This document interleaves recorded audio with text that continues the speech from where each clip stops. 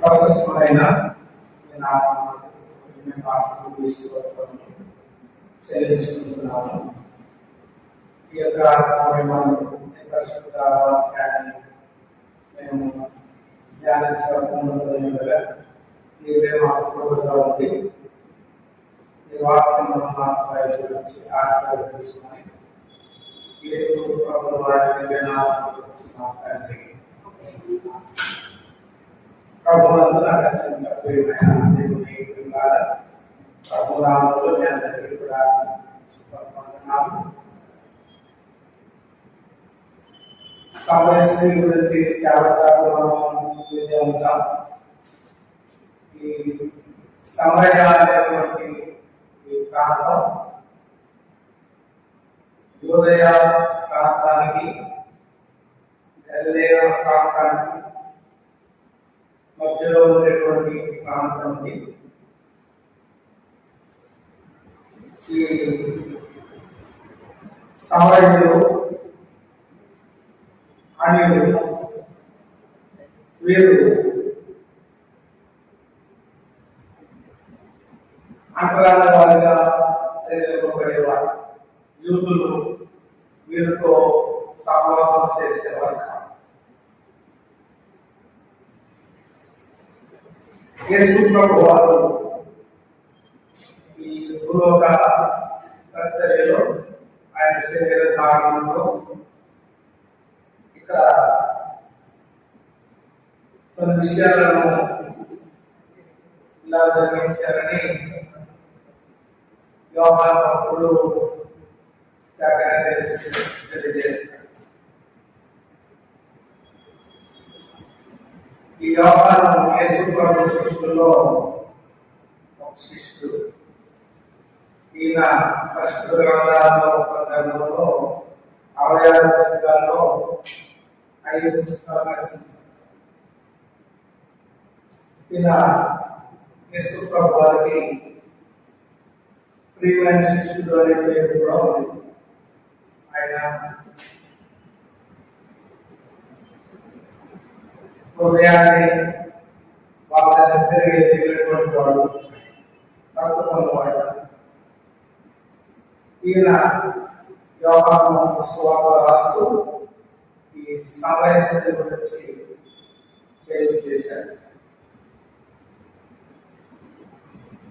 యేసు ప్రభు వారు యోహాను కంటే ఎక్కువ మంది శిష్యులు కలిగి ఆయన అనేక ప్రాంతాలు సంచరిస్తూ ఈ సమయంలో ఆయన ఒక ప్రత్యేకమైనటువంటి ఉద్దేశంతోనే సమయ ప్రాంతాలకు రావడం జరిగింది. భవిష్యత్ జ్ఞానైనటువంటి దేవుడు మధ్యాహ్న కాల సమయంలో ఆ సమయ గ్రామాన్ని దర్శించినప్పుడు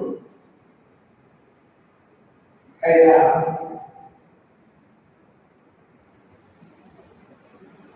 ఆలస్యం ఉన్నాడు అని చెప్తాడు కదా. లోకంలో భక్తుల యొక్క జీవితం చూస్తే మిగతా ముగ్గురు సువార్తికుల కంటే కూడా యేసు ప్రభు వారిని చాలా లోతుగా ప్రజెంట్ చేశారు. యేసు ప్రభు వారు 100% ఆయన మానవుడు, 100% ఆయన దేవుడు అనే సత్యాన్ని ఈయన నొక్కి చెప్తూ ఉన్నాడు. ఆయన మానవుడు అనడానికి ఇక్కడ ఆయన ఆలోచిస్తున్నాడు. ఆ యాకోబు బాబు దగ్గర ఆయన ఆలోచి కూర్చొని ఉన్నాడు. ఆయన ఆ సమయస్థితి వచ్చినప్పుడు ఆయన దాహమునకు నాకు నీళ్లు ఇవ్వమని అడుగుతున్నాడు. ఈ అవసరత చెందడం దాహం అనేటువంటిది ఆయన మానవాన్ని ఈయన నుండి చెప్తున్నటువంటి విషయం. ఈయన మధ్యాహ్న సమయానికి వచ్చేటప్పటికి శిష్యుల ఆహారం తేవడానికి వెళ్ళారు. ఈ సమరస్త్రీ నీళ్లు చేరుకోవడానికి అక్కడ వచ్చారు. ఆ నీళ్లు చేరుకోవడానికి అక్కడ వచ్చినప్పుడు అది మధ్యాహ్న కాల సమయంలో వచ్చారు. ఆ శోకాలను ఆ ఊళ్ళో ఆ ఉన్నటువంటి స్థానంలో ఆ సమయంలో ఏదైతే రావడం తెలుస్తుంది మనకి. ఆ మధ్యాహ్న కాల సమయంలో అందరూ ఎండవేళ అవసరంగా తీర్చుకుంటూ గృహాల్లో ఉంటున్నటువంటి ఆ సమయంలో నీళ్లు చేరుకోవడానికి ఈ బావ దగ్గరకు వచ్చింది. ఈ బావని యాకోబు బావి అంటారు. ఇతరుడైన యాకోబు ప్రవహించిన బావి అన్నమాట. చాలా లోతైన బావి. సుమారు ఒక 100-120 అడుగులు లోతుంటుంది బావి. ఆ పెద్ద పొడవైనటువంటి బావులు కలిగిన ఆ చేపలు తీసుకొని ఆ నీళ్లు తోడుకోవడానికి వస్తారు ప్రజలు. ఈ సమరయ స్త్రీ కూడా అలాగే వచ్చింది. వచ్చినప్పుడు యేసు ప్రభువు ఆ స్త్రీని చూసి అడుగుతున్నాడు, నాకు 7వ వచనం, నాకు దాహం అంటే మరి ఆమె అడిగాను అంటారు. అప్పుడు ఆ స్త్రీ 9వ వచనంలో,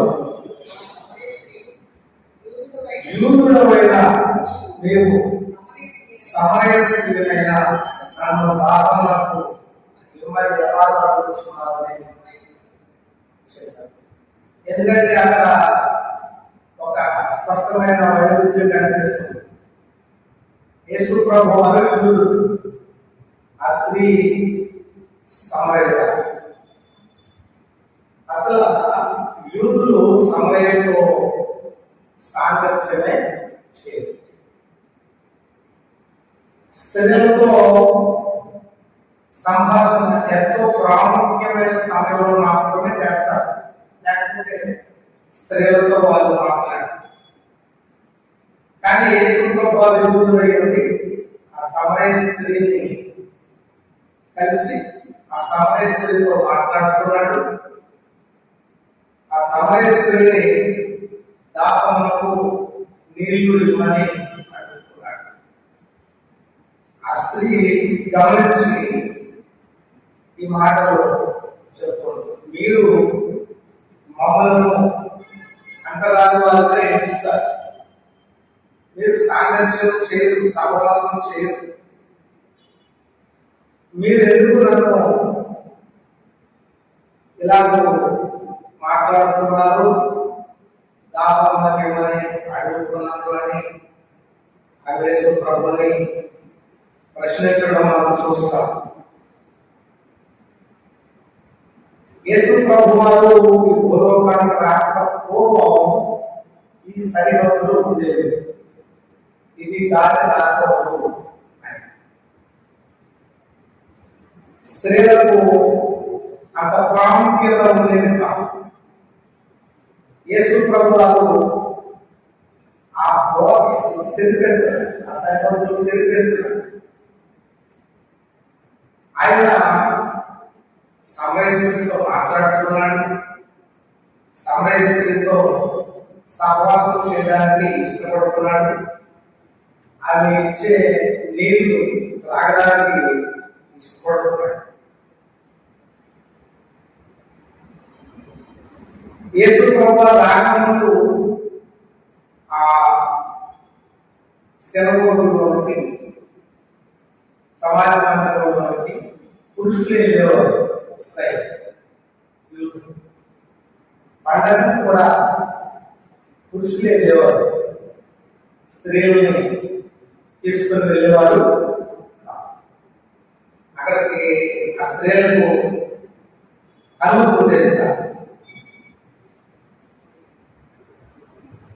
ప్రభుత్వాలు కొంత సామ్రాజ్యాన్నిగా స్థాపిస్తున్నారు అనడానికి ఇది చూస్తూనే ఉంది. ప్రభువారు అక్కడ చెప్తున్న రెండు విషయాలు 10వ వచనంలో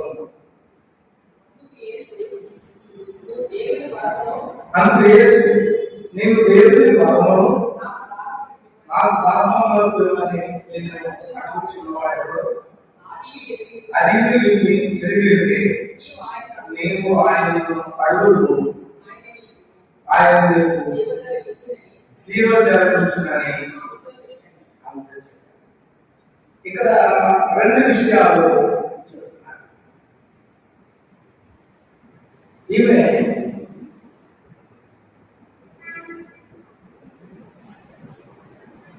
ధర్మశాస్త్రాన్ని ఎరిగినటువంటి స్త్రీగా మాట్లాడుతుంది. ఈమె సమాజానికి దూరంగా బ్రతుకుతున్నప్పటికీ కూడా ధర్మశాస్త్రాన్ని ఎరిగినటువంటి వారిగా మాట్లాడుతుంది.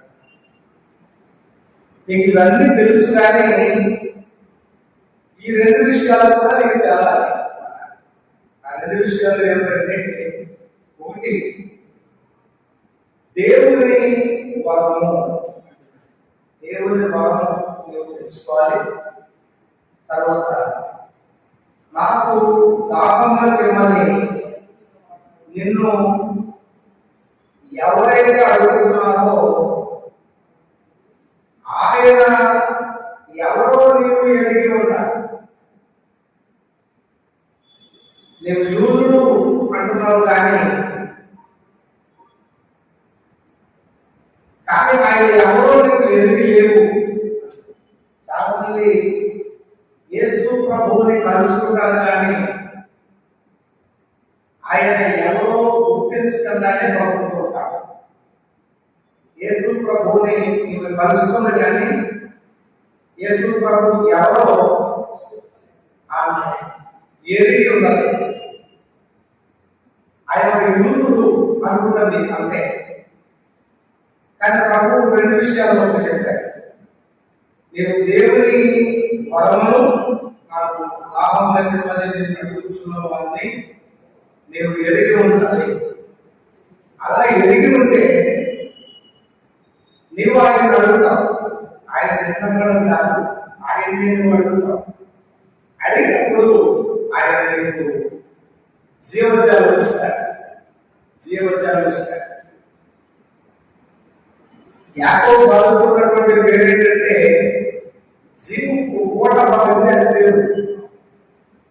ఆ బావికున్న పేరు అది ఇప్పటికే ఉంది. ఆ బావి జీవపు ఓట అంటే చాలా లోతైనటువంటి బావి.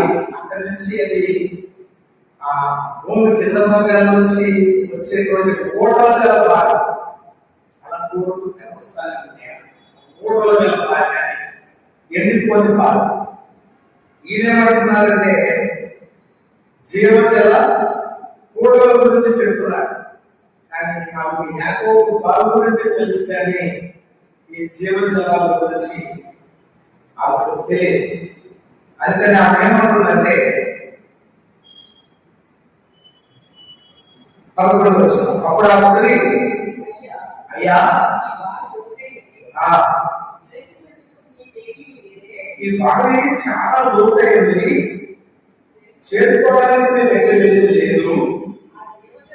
ఆ జీవజలం ఎలా నీకు దొరుకుతుంది? ఆ జీవజలం ఉండగానే యాకోబు ఓట గురించి ఆలోచిస్తుంది తప్ప ఈయనేం చెబుతున్నారో ఆ మాట గురించి ఆలోచిస్తాం లేదు. ఆ అనుకుంటుంది, నేను చాలా ప్రయాసపడి నా ఇంటి దగ్గర నుంచి ఇక్కడ దాకా వచ్చాను. ఇది లోతైన బావి, అడుగులో ఉన్న ఆ జలాలను చేరుకోవడానికి నా దగ్గర జలాలు ఉన్నాయి. నాకైతే ఇది సాధ్యమే, నేను కోరుకొని వెళ్ళగలను. నేను ఇస్తేనే కానీ నీకు వేరే అవసరం లేదు అన్నట్టు మాట్లాడుతున్నాను. ఏముంది దగ్గర? అది ఎవరి చేతికంటే ఆ నీటి కొంట అది చాలా లోతైన బావి. చేరుకోవడానికి నా దగ్గర చాలా ఉంది, నీ దగ్గర ఏముంది అని మాట్లాడుతున్నాను. అప్పుడు ఆయన అంటున్నారు,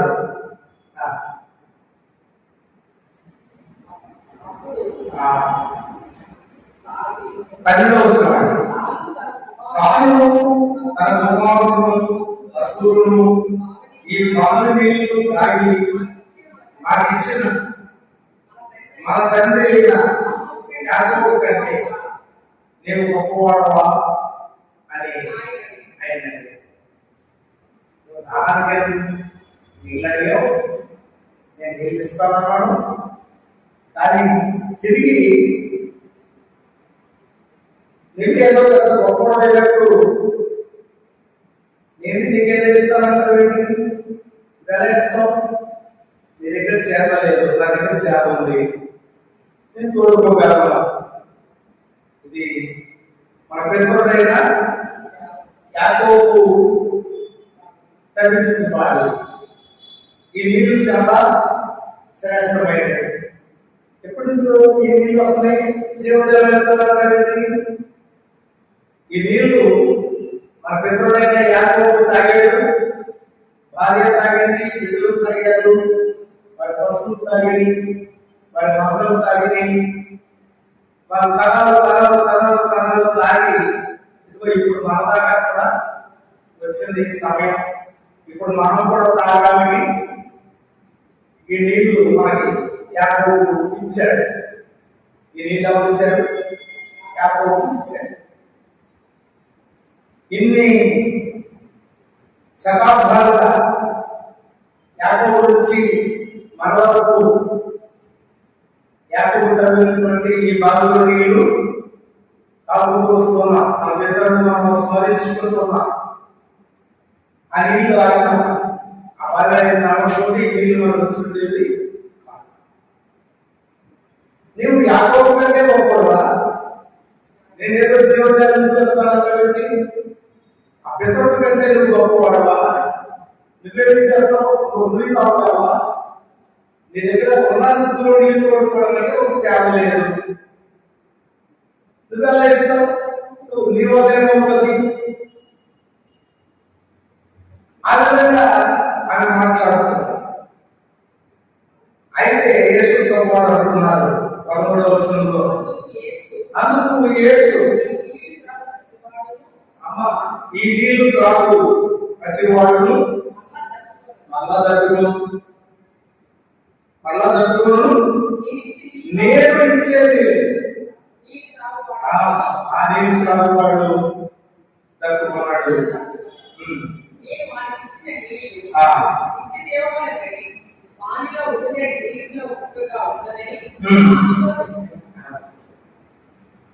అప్పుడు ప్రభువా చెప్తున్నారు, యాకోబు నీళ్ళు ఇచ్చాడని చెప్తున్నా, మంచిది, చాలా సంతోషం. యాకోబు ఇచ్చిన నీళ్ళకి నేను ఇచ్చే నీళ్ళకి డిఫరెన్స్ ఎప్పుడు తెలుసుకోవాలి. యాకోబు ఇచ్చిన నీళ్లు అప్పటి నుంచి ఇప్పటి వరకు తాగుతూనే ఉన్నారు, తప్పిక తీర్చుకుంటూనే ఉన్నారు. కానీ మళ్ళీ తప్పిక అవుతూనే వచ్చింది. కానీ నేను ఇచ్చే నీళ్ళు చూసావా?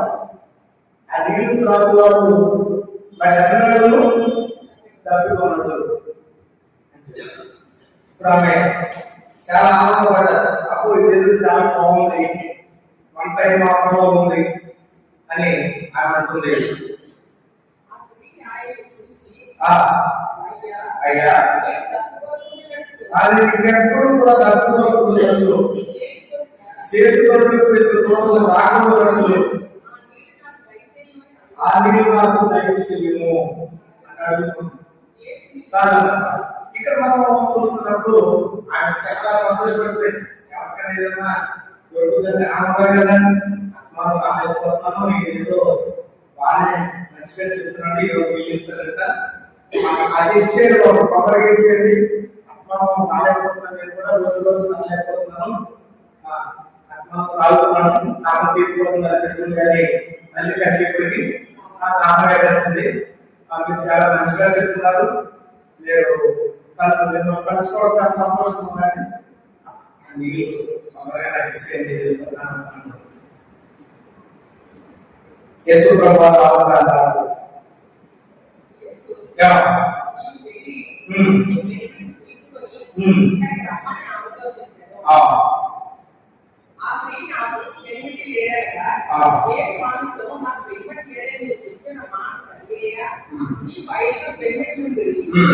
ఉన్నవాడికి పెట్టే కాదు సత్యమే చెప్తున్నాను. అప్పుడు అది అయ్యా గ్రహించుకున్నాను. వెంటనే ఆమె ఏమంటుందంటే ఆ నీళ్లు నాకు ఇచ్చేయండి, నేను తీసుకొని వెళ్ళిపోతాను, రోడ్డు కూడా కష్టమవుతుంది, ఇంకా దాపం లేకుండా ఉంటాను, చాలా హ్యాపీ, నేను అలా కూడా నాకు ఇష్టంగా ఉంది, ఈ నీళ్ళు చేరుకొని వెళ్ళిపోవడం కష్టంగా ఉంది అని నాకు ఇస్తాను, అప్పుడు ఇస్తాను. అయితే ఒక చిన్న కండిషన్ ఏదో చెప్పండి, నేను డబ్బులు వాళ్ళు ఇచ్చేసుకుంటాను, చెప్పండి. డబ్బులు ఏమంటారు కదా, నీ పెరుగుని తీసుకుంటా, నీ పెరుగుని తీసుకొని అన్నాడు. అయ్యా నాకు పెరుగుని లేదండి, నాకు పెరుగుని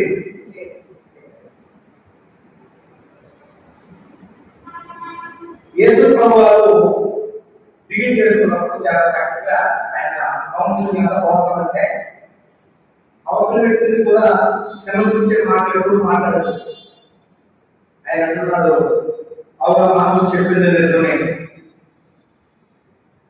నీకు పెనుమిటి లేదు అన్నమాట నిజమే, వాస్తవమే, నీతో ఒక మాట చెప్తున్నాను, నీకు 5 పెనుమిట్లు ఉన్నది కదా, ఇప్పుడు అన్నవాడు ఈ పెనుమిటి కాదు కదా.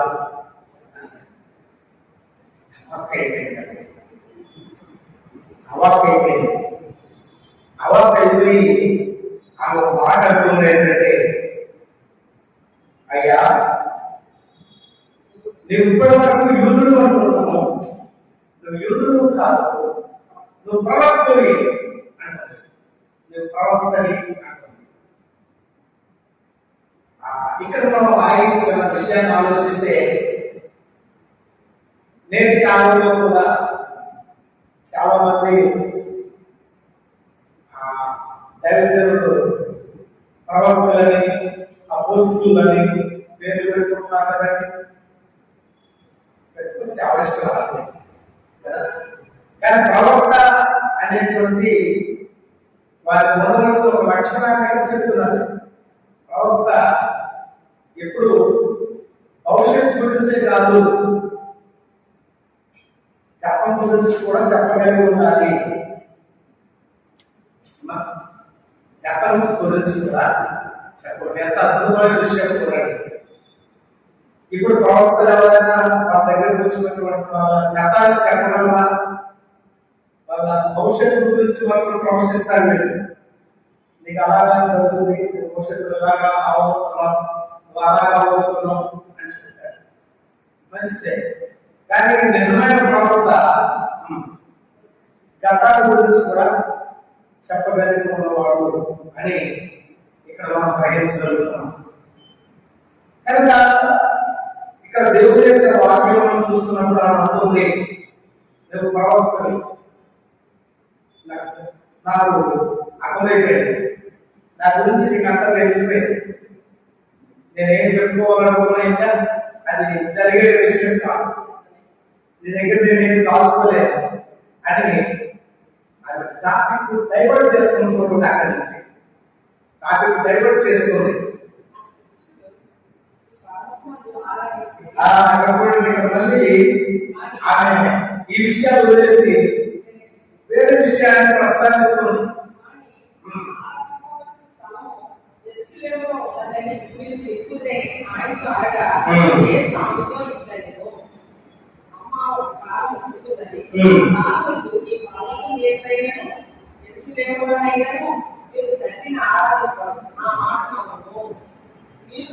మీకు తెలియదాన్ని ఆరాధించేవారు, మేము మాకు తెలిసిన దాన్ని ఆరాధించేవారు, రక్షణ యుద్ధుల్లో నుండియే కలుగుతున్నది. అసలు అయితే ఎలా తప్పుడు ఆరాధించేవారు ఆత్మతోను సత్యముతోను తండ్రిని ఆరాధించు కావాలనుకుంటున్నది. అది ఇప్పుడు వచ్చి ఉన్నది. తను ఆరాధించేవాడు అట్టేవాడే కావాలని తండ్రి కోరుతున్నాడు. చాలు. అది డాక్టర్ డెవలప్ చేస్తున్నప్పుడు ఇప్పుడు మనం ఈ విషయం మాట్లాడుకుంటాం కదా, మళ్ళీ ఆలోచనలోకి వెళ్ళిపోయేది అలా ప్రభువారు అలాగే అక్కడ కూడా ఏం చెప్తున్నారంటే ఆరాధన గురించి చెప్పేటప్పుడు మరి మా పిల్లలు ఈ పర్వతం మీద ఆరాధించారు, మీరేమో యెరూషలేములో ఆరాధించాలన్నారు. మరి ఇలా కూడా మరి ఆరాధన గురించి అసలు ఏంటి విషయం అని అడుగుతుంది. ఈ రోజుల్లో కూడా ఆరాధన గురించి అనేక రకాలైన అపోహలు ఉన్నాయి కదండి. ఆరాధన అంటే ఏంటి? ఆరాధన అంటే ఏంటి? ఆరాధిస్తున్న మనం కూడా దేవుణ్ణి ఆరాధించడం అంటే ఏంటి? చాలా రకాలైన ఆరాధనలు ఉన్నాయి. వీళ్ళల్లో ఆచారాల్లో మనం చూస్తే వాళ్ళు మోకరించి ఆరాధించేవారు, చేతులెత్తి ఆరాధించేవారు, సాష్టాంగ నమస్కారం చేసి ఆరాధించేవారు. మరి మహాభైనటువంటి దేవుని ఎదుట మౌనంగా కూర్చొని ఉండేవారు. అది కూడా ఆరాధనే. సీయోనులో మౌనంగా ఉండుట యెహోవాకు స్తుతి చెల్లించుటే అని వాడుకుంటున్నారు. అలా మౌనంగా కూర్చొని ఆయన ఆరాధించేవారు. దానిలోనే నాట్యం చేసి ఆరాధించేవారు. ఇలా రకరకాలైన ఆరాధనలు ఉండేవి. నిలబడి ఆరాధించేవారు. ఆరాధన దేవుడికి చేయాలి. ఇక్కడ ప్రభువారు ఏమంటున్నారంటే అవును ఆరాధన గురించి చెప్తున్నారు. మీరు ఈ పర్వతం మీద ఆరాధించాలని మీ వారు చెప్తున్నారు. యెరూషలేములోనే ఆరాధించాలని మా వాళ్ళు చెప్తున్నారు, యూదులు చెప్తున్నారు. మరి ఎక్కడ ఆరాధిస్తే, ఎలాగ ఆరాధిస్తే అది నిజమైన ఆరాధన అవుతుంది? ఈ రోజుల్లో కూడా చాలా మంది మా సంఘంలోనే నిజమైన ఆరాధన ఉంది, మా సంఘంలోనే నిజమైన ఆరాధన చెప్పుకుంటున్నారు కదండి. ఏది నిజమైన ఆరాధన? మరి ఏది నిజమైన ఆరాధన అంటే ప్రభువారు అక్కడ చెప్తున్నారు. ఆరాధన గురించి ఒక మాట చెప్తున్నారు. 22వ వచనం చదువుకుంటాం చూడండి. మీరు మీకు తెలియని దానిని ఆరాధిస్తున్నారు, మేము మాకు తెలిసిన దానిని ఆరాధించున్నారు. రక్షణ యూదుల్లో నుండి కలుగుతుంది. మీరు మీకు తెలిసిన దేవుడిని ఆరాధిస్తున్నారు, మేము మాకు తెలిసిన దేవుడిని ఆరాధిస్తున్నాము అంటున్నారు ప్రభువారు. అంటున్నారంటే అలాగే అంటున్నారా? మీరు మీకు తెలిసిన దేవుడిని ఆరాధిస్తున్నారు, మేము మాకు తెలిసిన దేవుడిని ఆరాధిస్తున్నాము అన్నారా?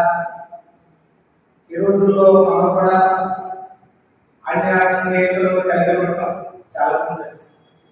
వాళ్ళు కూడా ఏమంటారంటే మీకు నచ్చిన దేవుడిని మీరు ఆరాధించుకుంటున్నారు, పూజ చేసుకుంటారు, మేము కూడా మాకు తెలిసిన దేవుడిని పూజ చేసుకుంటాం. ఎక్కడైనా దేవుడికి కదండి. ఏమైతే కలిసి సముద్రంలోనే కదా. ఎవరైనా ఆరాధిస్తే ఉండాలండి, నీతిగా ఉండాలి, భక్తిగా ఉండాలి, మంచిగా ఉండాలి. కానీ ఏ దేవుడు అయితే అనేవారు ఉన్నారు కదండి. దాని కింద యేసు ప్రభువారు ఒక సరైనటువంటి ఒక నిర్దిష్టమైనటువంటి జవాబునిస్తున్నారు. ఆయన అంటారు, మీరు మీకు తెలిసిన దానిని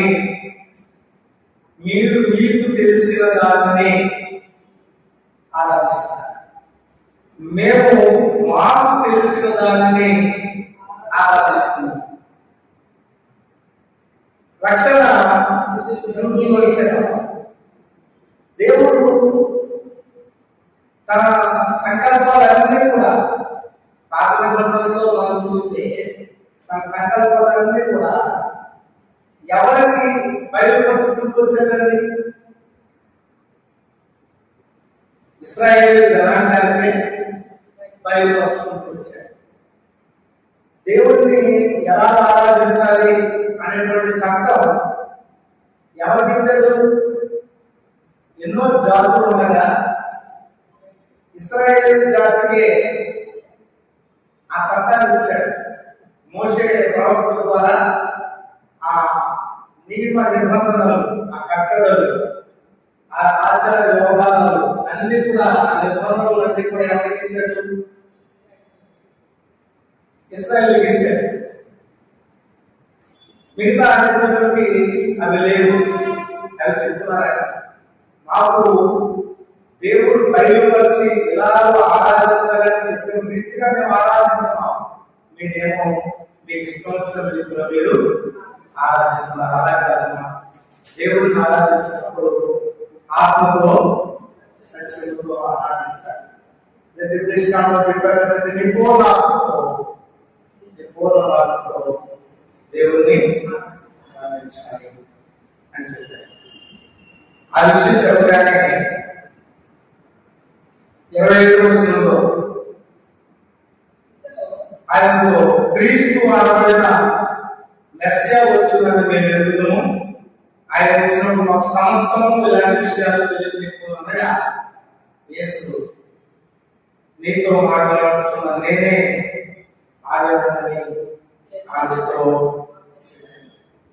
తను తాను ఆ సమరయ స్త్రీకి బయలుపరుచుకున్నాడు. ఇక్కడే అర్థమవుతుందిగా, స్త్రీకి నేనే మెస్సియా, నేనే రక్షకుడిని, నేనే మీరు ఎదురు చూస్తున్నటువంటి అభిషిక్తుడిని తను తాను బయలుపరుచుకున్నాడు.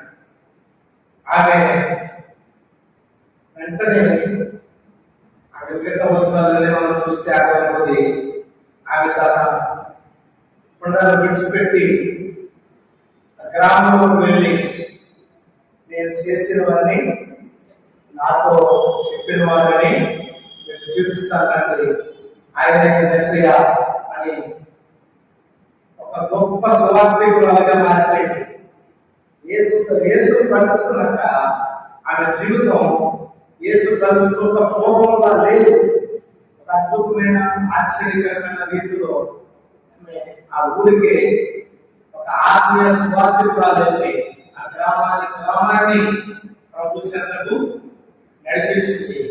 నడిపించినప్పుడు వాళ్ళందరూ వచ్చి యేసు ప్రభువును చూసి, అమ్మా నీవు చెప్పినట్టు మేము నమ్మడం కాదు, మేము నిజంగా చూసి ఈయన నమ్ముతున్నాం, ఈయన నిజంగా లోక రక్షకుడు అని చెప్పి ప్రభువుని చేశారు. దేవుని స్తోత్రం.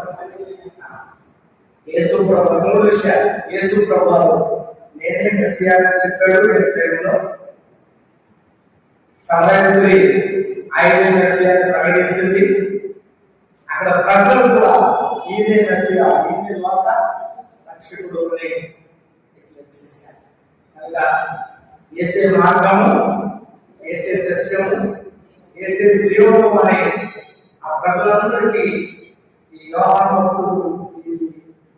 సందేశం ద్వారా తెలియజేస్తూ యేసు ప్రభువాన్ని ఆయన పరలోకాన్ని గురించి దేవుని కుమారుడుగా ఇక్కడ మనకి చూపిస్తున్నాడు.